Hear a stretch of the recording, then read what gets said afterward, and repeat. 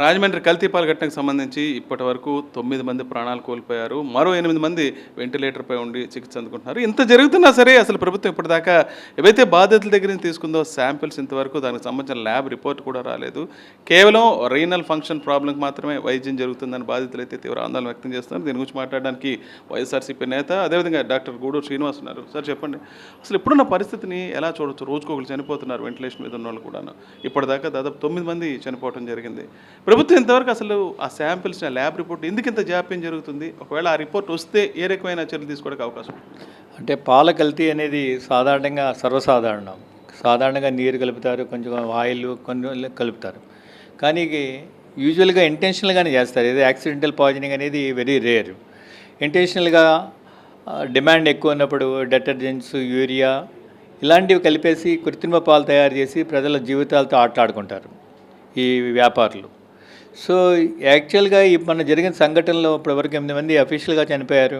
ఇంకెంతమంది ఉన్నారో తెలియదు. మిగతా వాళ్ళు కూడా పరిస్థితి కూడా క్లిష్టంగానే ఉంది. వాళ్ళంతా కూడా వెంటిలేటర్ మీద ఉన్నారు, ఆక్సిజన్ మీద ఉన్నారు. ఎంతమంది రికవర్ అవుతారు అనేది కూడా తెలియకున్న పరిస్థితి.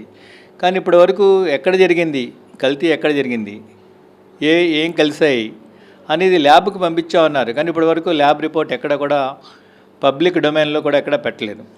దేనివల్ల జరిగిందో తెలిస్తే వైద్యం చేయడం కూడా ఈజీ అవుతుంది.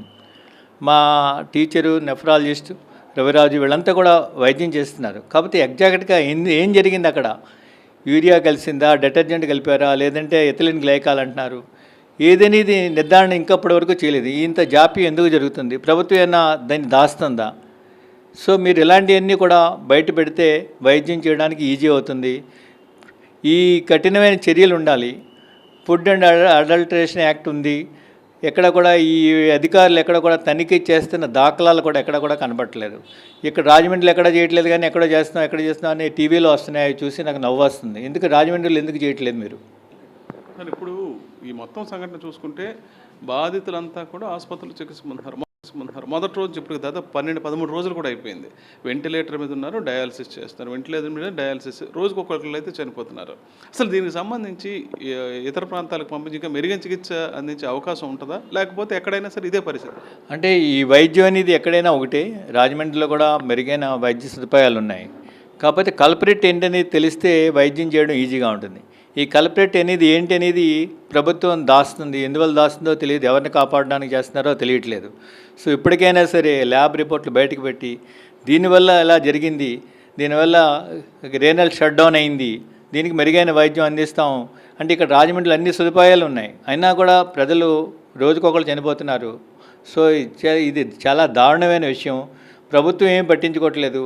ఒక ఆయన నేను ప్రజల కోసమే ఉన్నానంటాడు, ప్రశ్నించడానికి ఉన్నానంటాడు, కానీ ఏం పట్టించుకోవట్లేదు. ఇప్పుడు వచ్చి ప్రభుత్వ పరంగా ఎవరు కానీ మినిస్టర్లు కానీ వీళ్ళెవరు కూడా వచ్చి దీని మీద ఆరా తీసి తగిన చర్యలు తీసుకున్న దాఖలాలు ఎక్కడ కూడా కనపట్టలేదు. ఏదైతే పవిత్రమైన తిరుమల లడ్డు ఉందో దానికి సంబంధించి ముఖ్యమంత్రి చంద్రబాబు మొదలుకొని మొత్తం టీడీపీ నేతలు ఇష్టారీతిని మాట్లాడారు కమిటీ గురించి.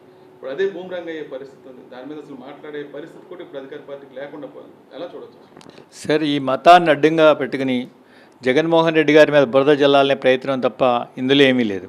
ఈ లడ్డు అంశాన్ని పైకి తీసుకొచ్చింది చంద్రబాబు నాయుడు గారు. దీనికి తగిన మూల్యం చెల్లిస్తారు. ఎందుకంటే మీరు అధికారంలో ఉన్నారా, ప్రతిపక్షంలో ఉన్నారా? మిమ్మల్ని ముఖ్యసూటిగా అడుగుతున్నారు. మీరు చెప్పండి. మీరు అధికారంలో ఉంటే తగిన చర్యలు తీసుకోండి. నిజంగా జగన్ గారు కానీ మా పార్టీ నేతలు ఎవరైనా ఉంటే మేము ఉరిశిక్షకైనా కూడా సిద్ధంగా ఉన్నాం. మీరు అధికారంలో ఉన్నారా లేదా ఫస్ట్ చెప్పండి. అంటే దీన్ని ఈ అంశాన్ని రాజకీయంగా మార్చుకోవడానికి, బురద జల్లడానికి వాడుకుంటున్నారా? నిజంగా మీకు తిరుమల మీద అపవిత్రం జరిగింది, లడ్డు కల్తీ జరిగిందని నిజంగా మీరు నమ్మితే ఆల్రెడీ రిపోర్ట్లు వచ్చినాయి ఏమీ లేదని, ఇంకా స్టిల్ మీరు దీన్ని చేస్తున్నారు అంటే దీన్ని ఈ మతాన్ని అడ్డంగా పెట్టుకుని దీన్ని ప్రచారానికి వాడుకున్నారు, రాజకీయం చేస్తున్నారు. దేవుడు కూడా మిమ్మల్ని క్షమించడని చెప్పి మిమ్మల్ని చెప్తున్నాను.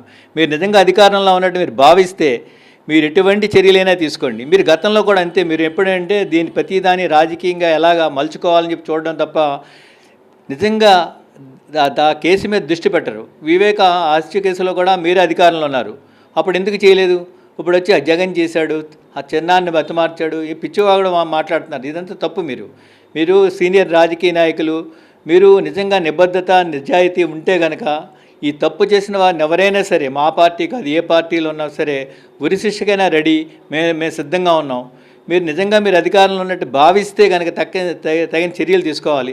ఊరికి అస్తమానం కూడా అసెంబ్లీలోను మండలిలోను లడ్డూ కల్తీ జరిగిపోయింది, టాయిలెట్ పదార్థాలు ఉన్నాయి, రసాయనాలు జరిగిపోయినాయి, ఏంటి what is this non sense? మీరు మాట్లాడేది అర్థం ఉందా? మీరు సీనియర్ రాజకీయ నాయకులు, మీరు ఆత్మవిమర్శ చేసుకోండి. మీరు ఒక ఆయన సనాతన ధర్మం కాపాడుతానంటాడు, ఆయన ఏదో మాట్లాడతాడు. మీరు అందరూ ఏం చేస్తున్నారు? నిజంగా మీరు అధికారం ఇచ్చింది మీకు ప్రజల్ని మంచి పరిపాలన అందిస్తారని చెప్పి నీతి నిజాయితీగా పరిపాలించండి. నిజంగా కల్తీ జరిగిందంటే ఎవరు బాధ్యులైతే వాళ్ళని శిక్షించండి. అంతేగాని ఊరికే మీరు దీన్ని రాజకీయంగా లబ్ధి కోసం వాడుకుందాం అని చెప్పి మతాన్ని అడ్డంగా పెట్టుకుని ఇది చేయడం మంచిది కాదు. ఏదైతే ప్రభుత్వం శాంపిల్ తీసుకుని ల్యాబ్ రిపోర్ట్స్ కోసం పంపించిందో ఇప్పటిదాకా రాకపోవడం దారుణం అంటున్నారు. ముఖ్యంగా ఇప్పటికైనా సరే కనీసం ఆ శాంపిల్ వివరాలను పూర్తిస్థాయి ల్యాబ్ రిపోర్ట్లను బయటపెట్టి దానికి సంబంధించిన చికిత్సను బాధితులకు అందించే ప్రయత్నం చేయాలని డాక్టర్ గూడూరు శ్రీనివాస్ చెప్తున్నారు. రాజమండ్రి నుంచి Vijay Harish for Sakshi news.